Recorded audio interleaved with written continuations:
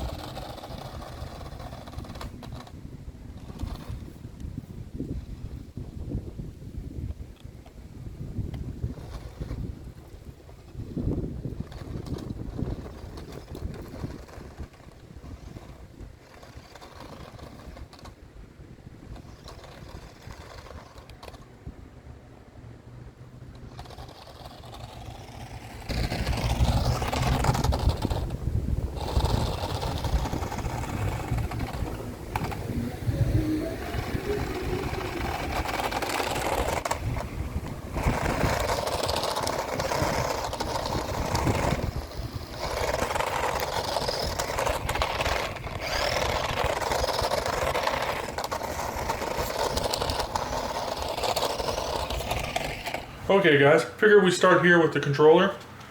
This is as you can see, it runs at 27 megahertz. Uses a 9-volt battery. And has 2 sticks. Now both of these sticks only go up and back and then return to center. And this little button here just kicks everything both forward. So what this does is, motor A is controlled forward and backward here, motor B forward and backward here. There is no proportional control. So you go full forward, full backward, split them, spin it, do whatever. But this is a very common control scheme I see on like cheap RC boats that have two motors in them, and cheap RC cars. Look, this isn't exactly hobby grade. This is a toy grade thing, but this is extremely common, very, very common. And I mean, and what they did, the reason is It's very simple to make and very simple to design and program. Basically, all on, all the other direction. All on, all the other direction. There is no steering. It's spin it, go. Spin it backwards. That's it. And okay, the main body. So we've got a little soft plastic wheel here. These are knobby, but they're soft, but not rubber soft. They're like bad plastic soft. I guess the knobs are supposed to help it grip or mow through dirt. So these are just a through axle. There's no propulsion attached to any of that. On-off switch, 27 megahertz again. The battery tray with two little nubs to hold it in place. So what we can deduce here is that there's going to be a motor here and a motor here.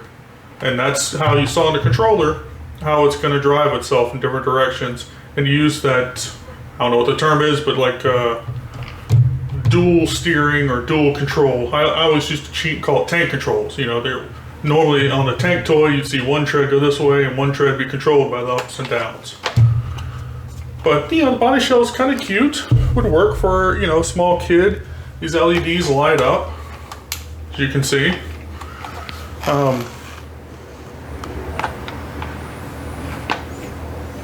Yeah, I mean, really, that's about it for the outside. It's pretty simple. I mean, it's a very, very simple toy, which I guess helps keep it low priced. Or cheap, as it were. But next, we're going to take out some screws, get this plastic case off. Okay, folks, now comes the fun part where I get to talk over my own video. So rather than record this there, I thought I'd record this on the microphone at a later time. As you can see, first I'm going to go ahead and pull off the batteries and get those out of the way. Those are 4 AA's running in a series, so that's roughly about 6 volts if you consider each AA 1.5 volt. I'm not going to get into specifics and details. What I want to go do now is go ahead and pull off the shell, which is held together by 2 small screws.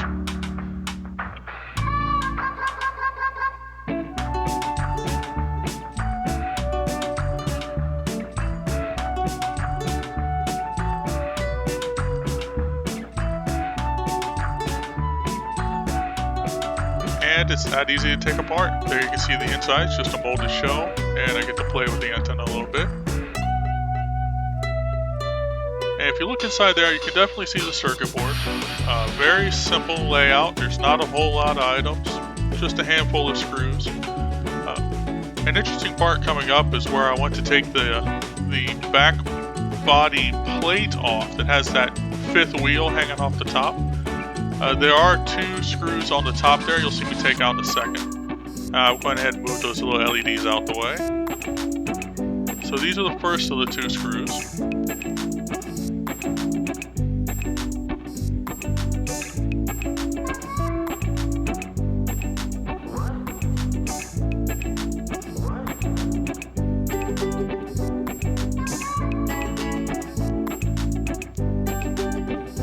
And I try and go ahead and pull the battery plate connectors out, and that's where I realized that there are more things holding it in place. So really bad camera work on my part. Wow, that is just way to go, Dennis.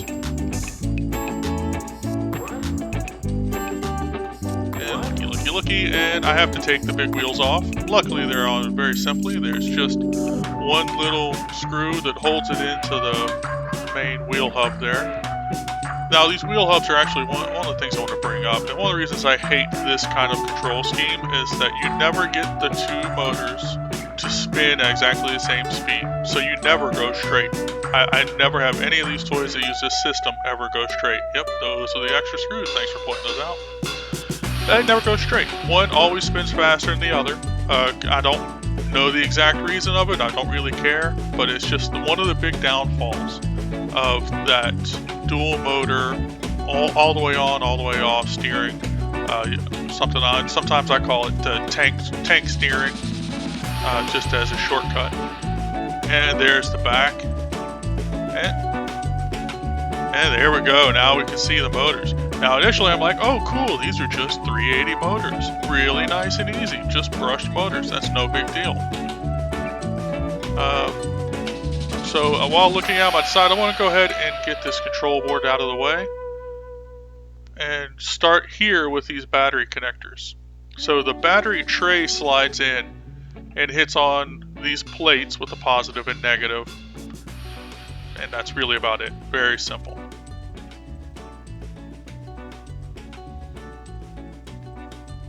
And now we'll go ahead and start working on that board and get the little antenna. One of the neat things, it wasn't glued, taped, or some kind of soldered onto the plate. The antenna actually has a little contact point and it just screws right in. So it took one screw to come off, which was also one of the mounting screws.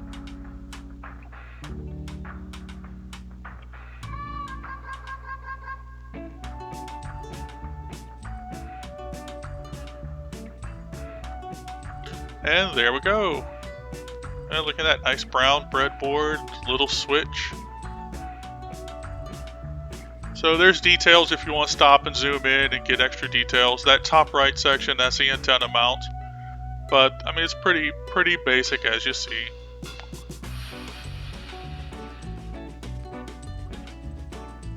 Yeah, that's a positive. It says 6 volt on the board. You can't really see it, but it says 6 volt right there.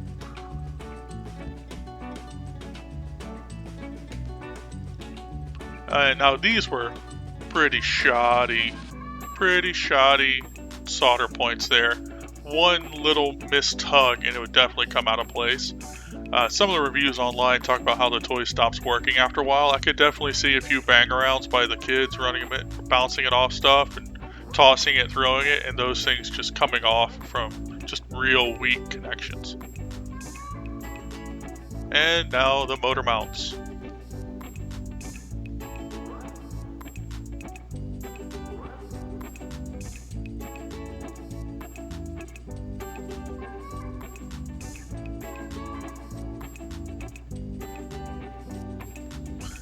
If you can, you look closely, you definitely see some hair wrapped around that hub. That's, you know, partially from running it through carpet before it was donated to me, I'm sure, partially running it through, you know, my apartment floor, just playing with it before I started doing the videos. And let's see, yep, gotta get that one if I want to pull it out.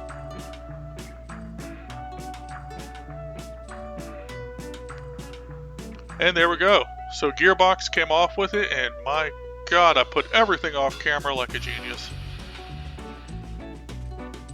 Nice close-up on my watch and my hairy arm, so you're welcome. So there are 2 screws holding the back of the motor, pinning it into place of that gearbox. And you've just seen me take those off now and slide it out. Oh no, that is not a standard motor. That is a little tiny thing. That almost looks like half of a 380, but it's not shaped right. It's funky looking. I don't know what the exact term is. I'm not bothered to look it up. But there you can see the inside of the reduction gears and everything that spins the wheel hub. I will say this, it was greased really nicely, man. It ran smooth and would spin and no resistance. Close up of the motor there, you can see the pinion gear, which I have a history of pinion gear problems, so I'm not going to get into that. But that's really about it. Well, that's about it, really. As you can see, it's a pretty simple little toy here. Now, part of the reason I was looking at this was thinking, what could I change out or upgrade or tweak to make this something really interesting? And honestly, not a whole lot there is inspiring confidence. The funky size motors, you have to change obviously all the electronics. If I could jam some bigger motors in there, what would it get me? As you saw, all it does is rear up on its back anyway. So it would rear up on its back faster. Maybe I could get it to track straighter with more care and balanced electronics, but honestly, don't think it's really worth the effort. So I'm just going to put this thing back together and leave it for a toy for when nieces, nephews, some neighbor kids or something wants to hang out with me while I'm playing with my cars outside. Something that they can play with, goof around, and, you know, not break. Alright, well, I appreciate it. Hope you enjoyed this, and I will see you later.